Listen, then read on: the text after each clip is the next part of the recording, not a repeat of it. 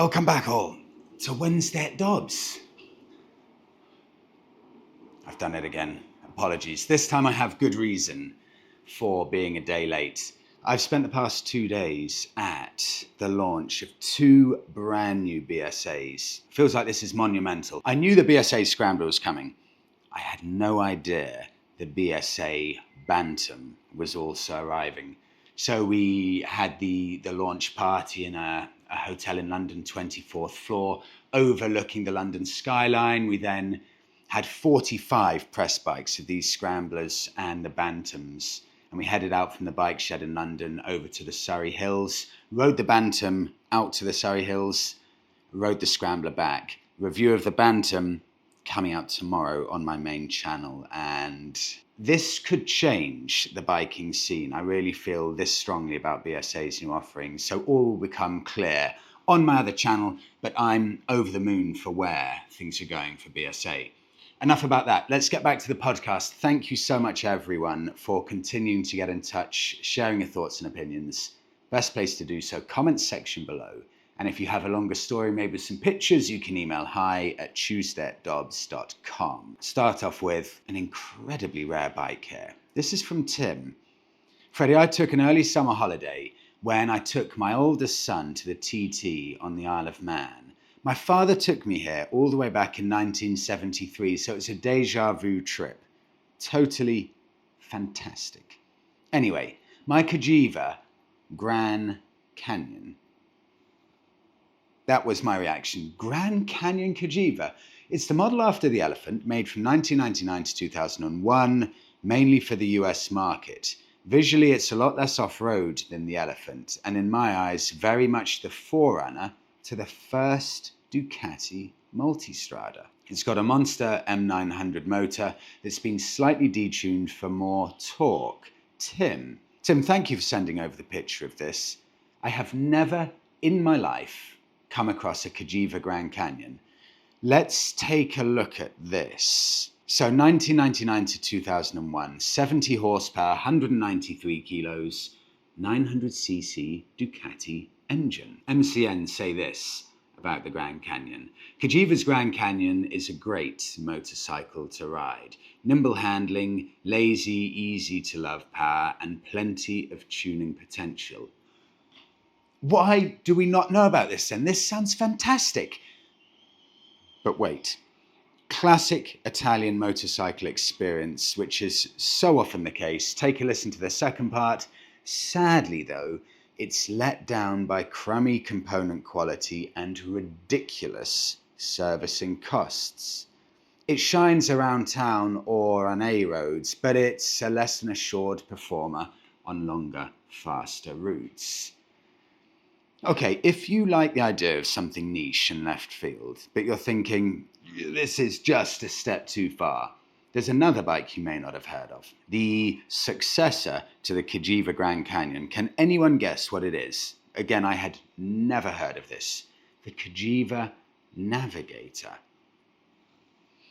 This came out in the year 2000, but instead of being powered by a Ducati 900 engine, Cagiva decided to power it with a 1000cc Suzuki engine from the TL1000S. Visor down, give this pros and cons list to the Cagiva Navigator. Pros: styling, motor, handling, far more capable in the twisties than a bike of this size has any right to be. This is an Italian bike speciality, experts in handling. Then you get to the cons. Finish is below par. Paintwork is easily damaged and reliability is an issue. So somehow Cagiva managed to use a Japanese engine, yet still make their bikes unreliable.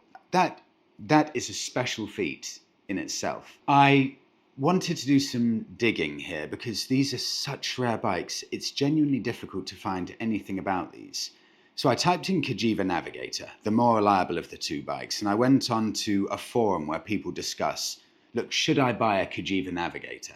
And bear in mind, it was really hard finding anything about this, but I wanted to give you a little insight about what people talk about on the forums and their thoughts on a bike like a Navigator. Take a listen to this. It starts off, these are pretty cheap bikes, because of the bad reputation of Cagiva, and could be a very good deal at the moment. The reply to that: bad reputation of Cagiva? Question mark, question mark. I've owned several of the old Cagiva Elephants, the best, block capital, best, big trailer to ride, no doubt at all. Alternatively, if you have to rip out some of the Ducati electrics and live with the Ducati maintenance schedule, but that's a small price to pay for the handling and power delivery. So, translating this here, even the most enthusiastic Cagiva owner has to accept the fact that, at best, some of the components and electronics are so substandard they'll need to be replaced. And just one more to wrap it up. In Switzerland, at least, they are very difficult to sell because everybody thinks it's crap and you can't get the parts for the Navigator. Have I sold you on buying one of these yet? If I have, bear with me. I have one of each model. Let's start off with a Cagiva Grand Canyon. It's so hard to find one of these. I only managed to find one in the UK for sale, and this is on Gumtree. I don't often check on Gumtree, but this is an advert. It's been around for a while. They actually advertise saying the MOT, the annual check, is due on the 23rd of June 2025. That means this must have been advertised at least a month before that. And that means this has been advertised for, my guess is something like 2 months at least. Ducati 900 engine, 5 previous owners, very clean and tidy. And in block capitals here, this is a real selling point. Folder/Bible of maintenance. No expense spared, seriously looked after bike. Now, if you are after a left field bike, this is probably very close to the type that you should be looking at.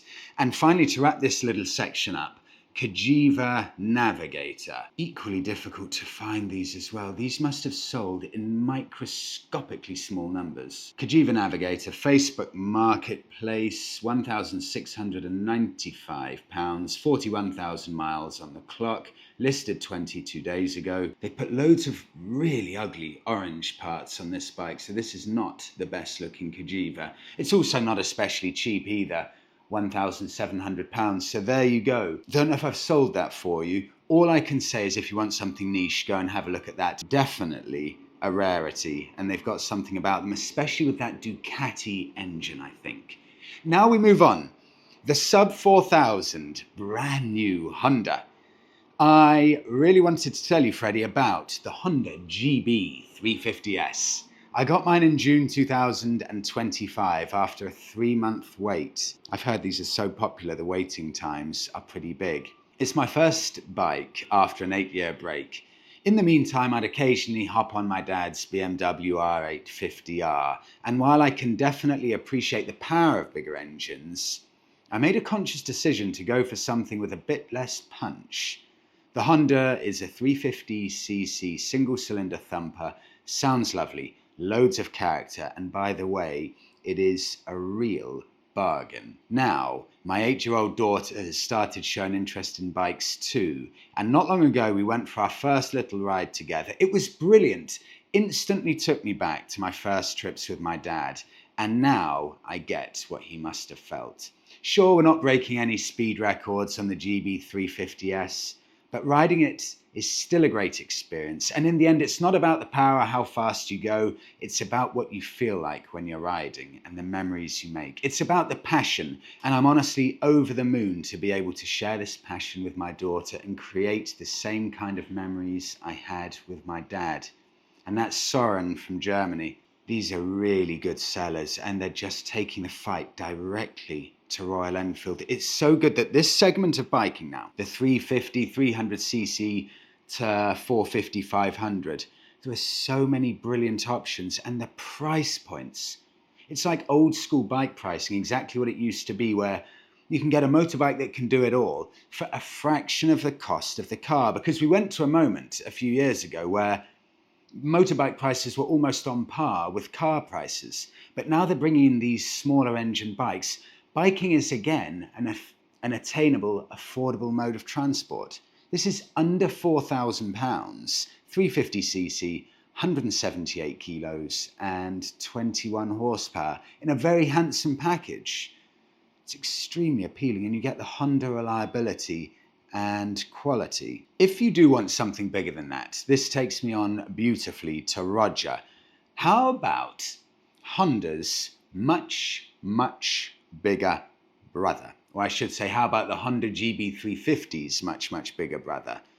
Freddie, Honda CB1100 all the way, especially, this is important, especially the EX version from around 2016. This is by far and away the best looking retro inspired bike out there, with superb finish and a silky smooth, wonderfully engineered motor. You say it weighs a ton? Nonsense.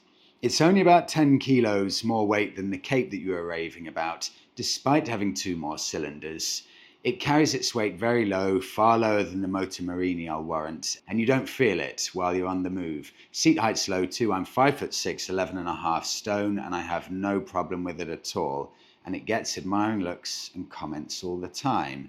Totally unstressed engine, will go to the moon and back, and very good and manageable as a pillion bike. Probably in the retro scene, the 3 bikes that people only ever have good words to say about. Kawasaki W650 and W800. I have never heard an owner say anything bad about those bikes, other than maybe the W650 is slightly underpowered, but they have a fantastic reputation, as does the CB1100. These were, I think, especially in Europe, certainly in the UK, awful, awful sellers. Really, they have everything you need, where you'd think, if Honda bring back a retro-styled bike, it would sell so well. Well, they did it, and no one ended up buying it. 3 reasons for this, I think. Number 1, if you're looking at retro, a lot of the time, simply the European bikes are the places where people go, whether you're looking at BMW, Ducati, or probably predominantly the old British brands, the likes of Royal Enfield and Triumph. They're the most appealing bikes within the retro category.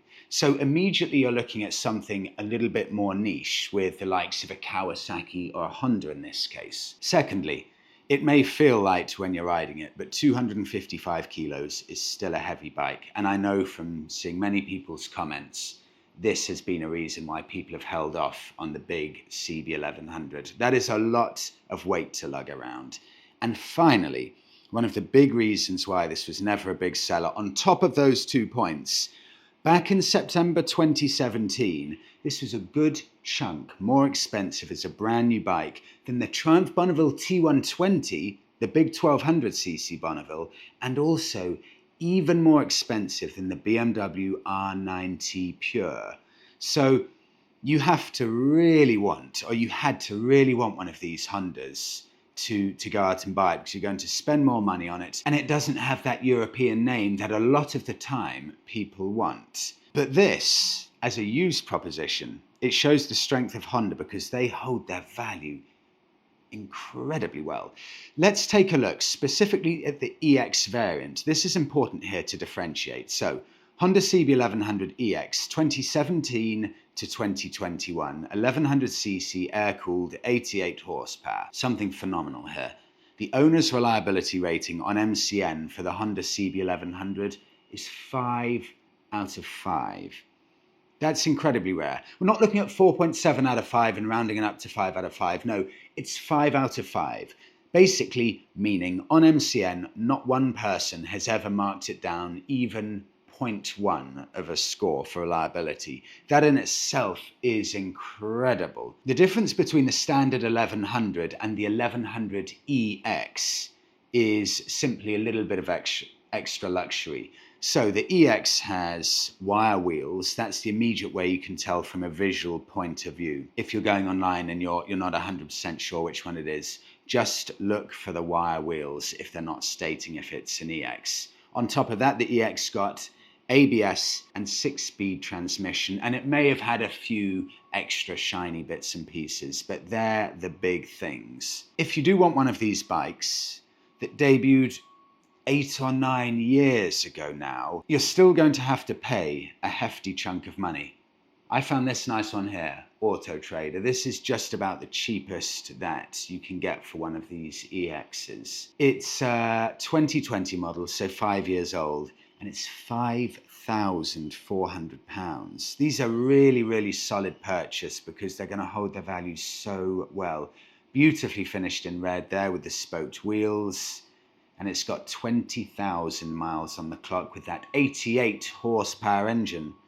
There you go. If you've got, or if you want one of the finest finished retro bikes you can possibly get, I've seen a couple of these in the flesh. They are sublime. And I don't think anyone could make an argument to say there's a better looking retro than this. 5.5K. Moving on. Getting into biking, what do you go for? From Max. Freddie, I'm 28 years old, looking to get my first bike. I really like the classic look that you can get in bikes nowadays. I think this is what's attracting me to wanting to ride now more than ever. The goal is to eventually get a big bike, but I'll still be starting out on a 125cc once I've done my CBT. So I've got two questions for you. Number one, what do you think about the Herald Motor Company Maverick 125 as a first bike?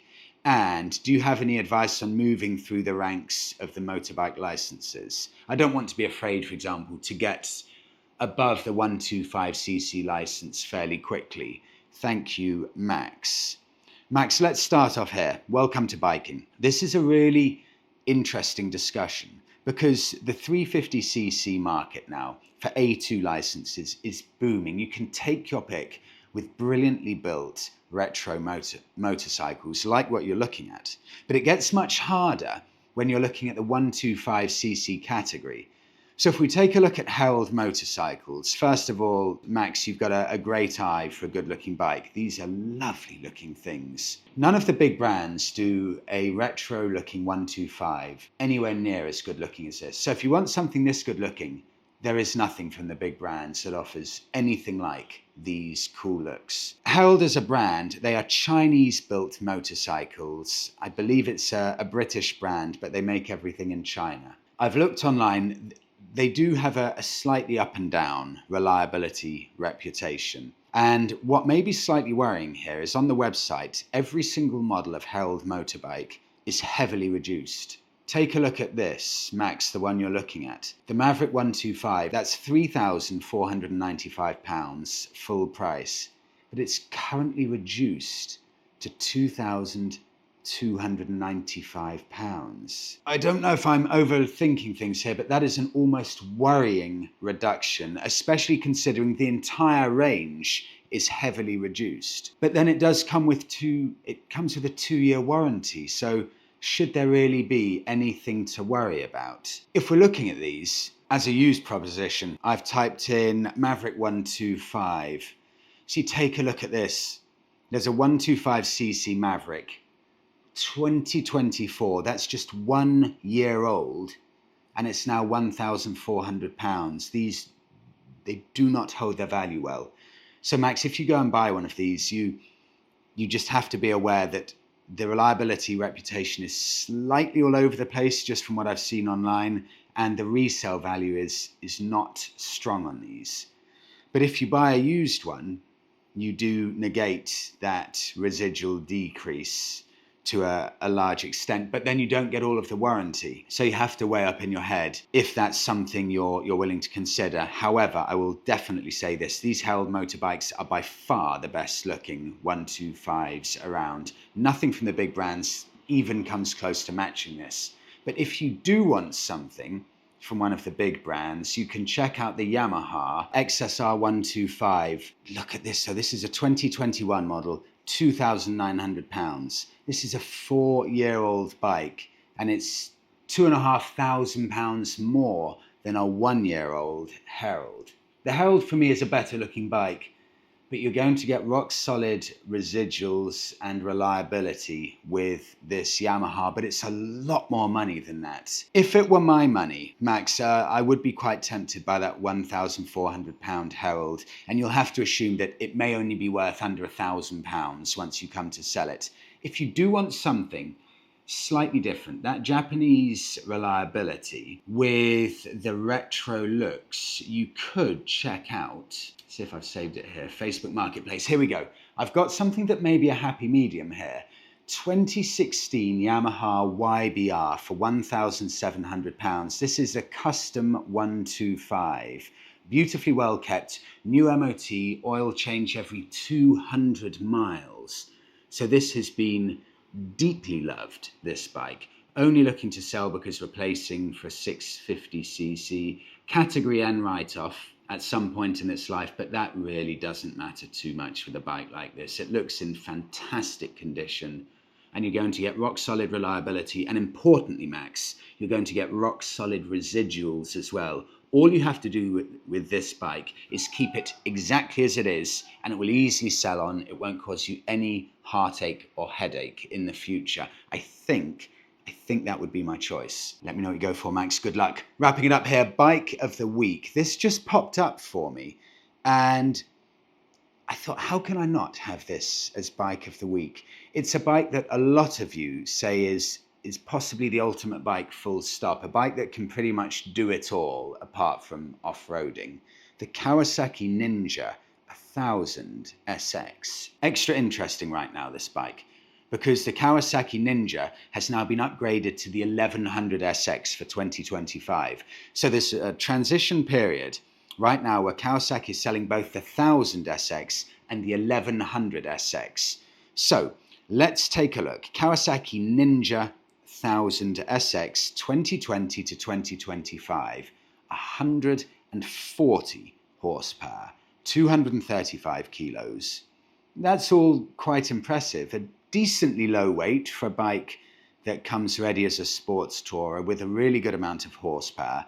And it was voted the Sports Tourer of the Year 2023. Just 2 years ago, this was the best sports tourer in the world. More than that, I know I often say sports tourers are dead.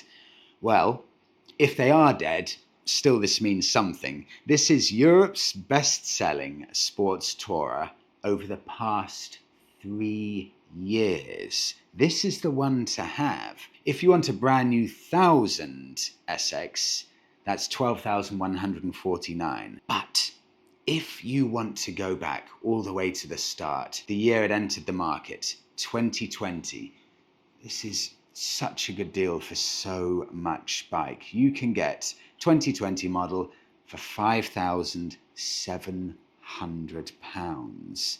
26,000 miles on the clock. Looks to be in stunning condition with the panniers ready to go. You get all of the modern reliability, that incredible, pretty much super naked level of performance, but continent crushing ability for $5,000.